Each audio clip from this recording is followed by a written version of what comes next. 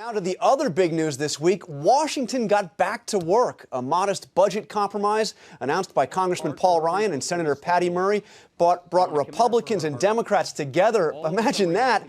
But could it tear apart the GOP? Tea Party activists blasted the deal, and Speaker of the House John Boehner fired back. The Powerhouse Roundtabl is ready to take it on. But first, here's ABC's Jeff Zeleny. Are you kidding me? The look on his face said it all. Speaker John Boehner finally fed up with the Tea Party. There just comes to a point when some people step over the line. Is this an example of you finally saying no to the Tea Party? I came here to cut the size of government. That's exactly what this bill does. You know, when you criticize something and you have no idea what you're criticizing, it undermines your credibility. The rare bipartisan budget deal that prevents another government shutdown suddenly became a line in the sand for establishment Republicans like Boehner and Paul Ryan, who've been tiptoeing around conservative activists for 3 years. What lessons have Republicans learned from the last 2 months? I don't think you get anything out of a government shutdown. The point is, we're not getting everything we want because Barack Obama's president. The right responded with a firestorm of criticism. The Republican Party is absorbed with eliminating any conservative influence. The Speaker's being absurd. This deal increases spending. This deal increases taxes, and that's bad for the country. I think John Boehner is one of the prime examples of worthless Republicans. And some Republicans eyeing their own presidential aspirations piled on. But a compromise also has to be a solution. It can't just be a compromise for the sake of saying, I came to agreement on something. A new front in a simmering civil war where the Republican establishment is firing back. For This Week, Jeff Zeleny, ABC News, Capitol Hill. All right, let's bring in the roundtable. Former Speaker of the House Newt Gingrich, co-host of CNN's Crossfire, Robert Reich, the former Labor Secretary, and star of the documentary Inequality for All, out on DVD next month, Republican strategist Ana Navarro from CNN, and ABC's own Cokie Roberts. So, Speaker Gingrich, the headline here, there won't be a shutdown for at least 2 years. The Republican Party learned its lesson? I have no idea. I think it's clear that they didn't work, and in that sense, they learned a lesson. I think this is mediocre policy and brilliant politics. On whose part? On the Republican part. I mean, it doesn't get them what they want in policy terms, but it strips away the danger that people will notice anything but Obamacare. And the longer the country watches Obamacare, the more likely the Democrats are to lose the Senate. And from the Republican standpoint, if you could get to January 15 and have 8 or 9 new senators and, say, 20 more House members, that gives you enormously more leverage for shaping 16. So if you were Speaker of the House, would you have done what Boehner did here? If I were a very junior member, I would have complained mightily, and if I were the Speaker, I would have rammed it through. And you were there. I was there. I did both, actually. You remember when John Boehner was the junior member who was fighting you. John was actually conference chair. But I also remember late in my career, I blew up exactly like he did. And I think sometimes it's healthy. I think they had worked very hard to get to this point. They were very battered by the shutdown. And I think he just thought, why not? I like angry, fed up John Boehner a lot more than I like crying John Boehner.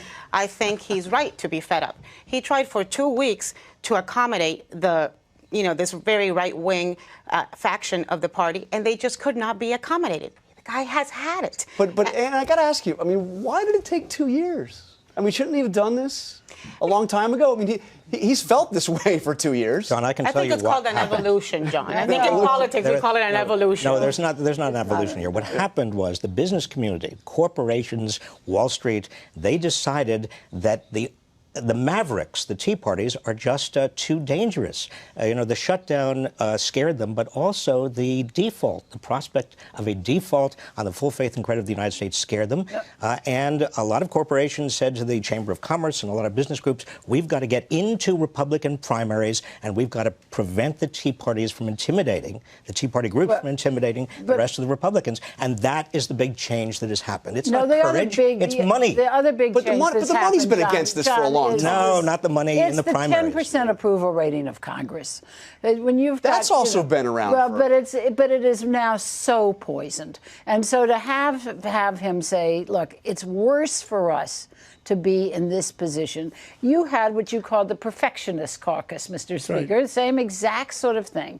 And finally, you get to the point where you understand that the politics are that you need to get reelected as a Republican House of Representatives, and that's going to be hard when people are furious with Look, you. John, the game changer here was the shutdown. Right. The Tea Party, the naysayers, they really overplayed their hand in the shutdown, and in the process, they strengthened John Boehner's hand. And I think that's what we're seeing now, because it's not only John Boehner who got fed up. It's it's a lot of other Republicans who got fed up and worried by seeing what was a political destruction of the Republican Party and a distraction. But it's not over, by the way. Mr. Speaker, Second, guys.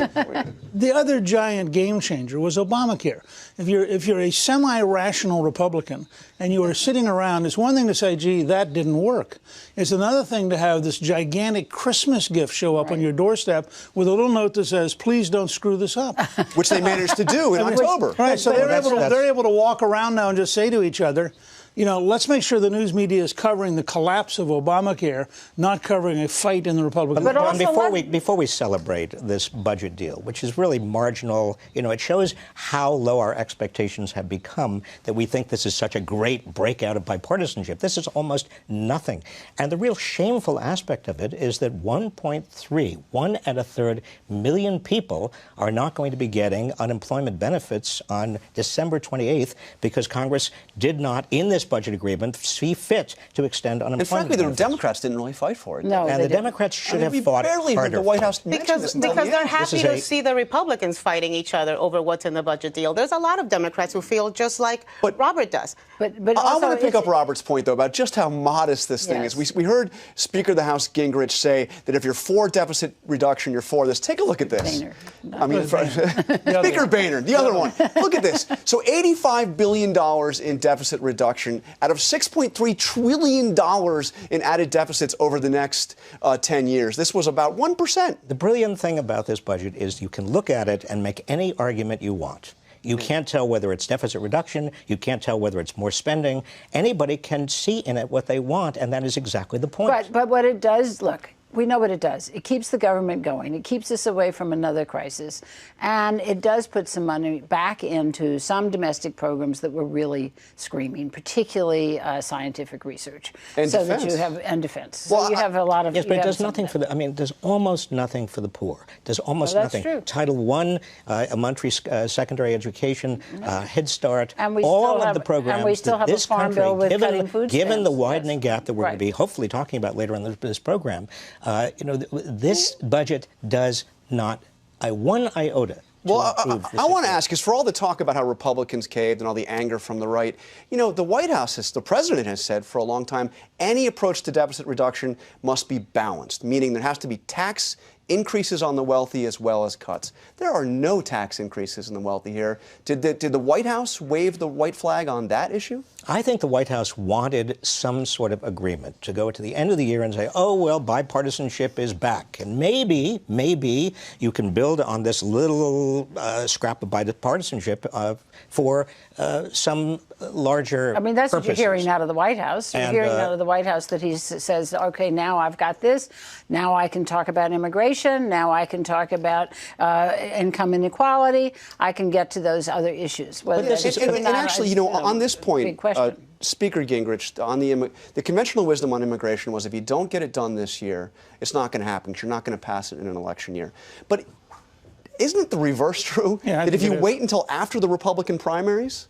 It's not even a question of the primaries. I think the House Republicans will probably move 5 or 6 separate smaller bills, adding up to a large change. I think the president's indicated already that he would accept that kind of approach. And I think they'll do that in the spring. I think Chairman Goodlatte wants to move something.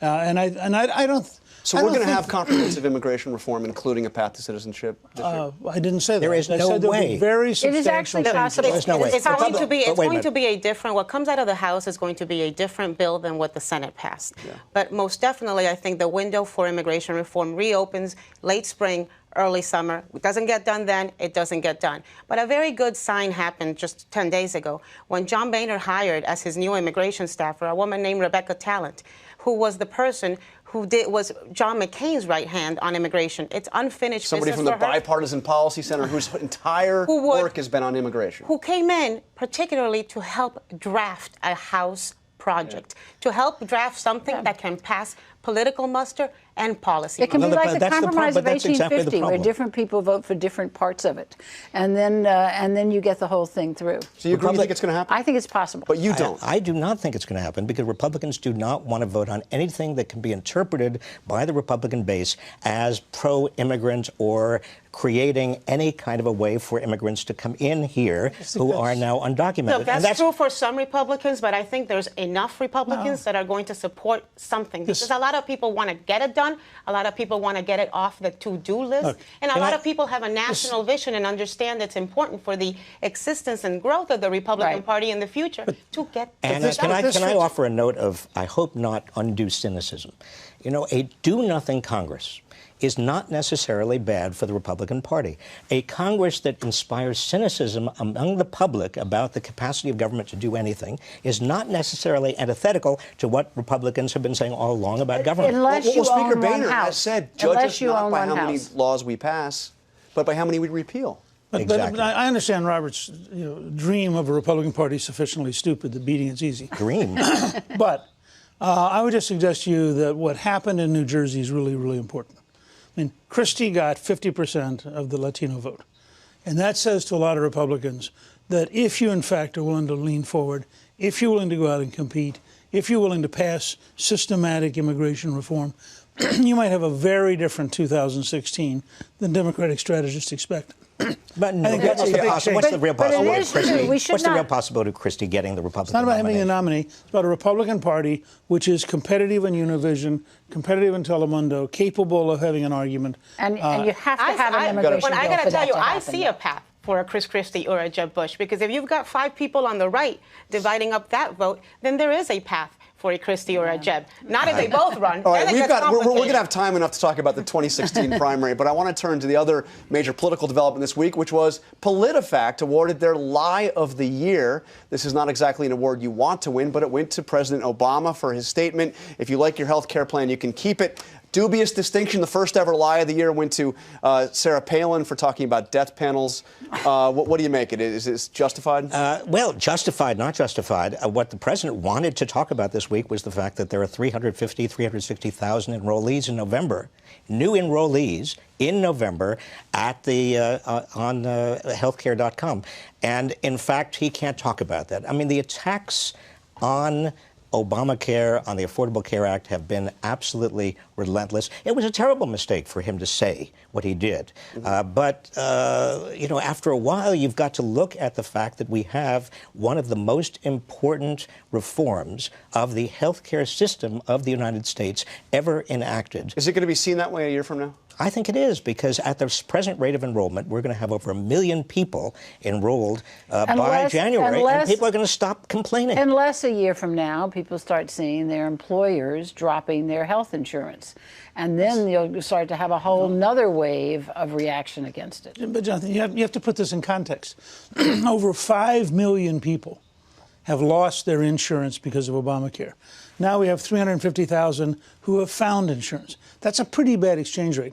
In January, you're going to see ads on TV of attorneys saying, if you went to the hospital and found you weren't insured and you need to sue somebody, call me for a free consultation. And you're going to be in the ads. Sure, you're going to be providing the ads. There are thousands of people who are going to show up in the hospital and find out that they don't have the insurance coverage they thought they had. Then you're going to have the issue of the fact you can't go to the cancer specialist you want, because the government has approved very narrow networks. I mean, all these compounding things are going to go on all next year. But all of that's been true in insurance policies already. I mean, the notion that you could go to any doctor you wanted to. But now the president's going to own a lot of this. But listen, and a lot of it is self-inflicted injuries. The bottom line is they launched a program that was not ready for prime time. They have been inaccurate, untruthful about a lot of the problems that have developed as a result of that. And they knew a lot of this and pretended they didn't and just stubbornly plowed on.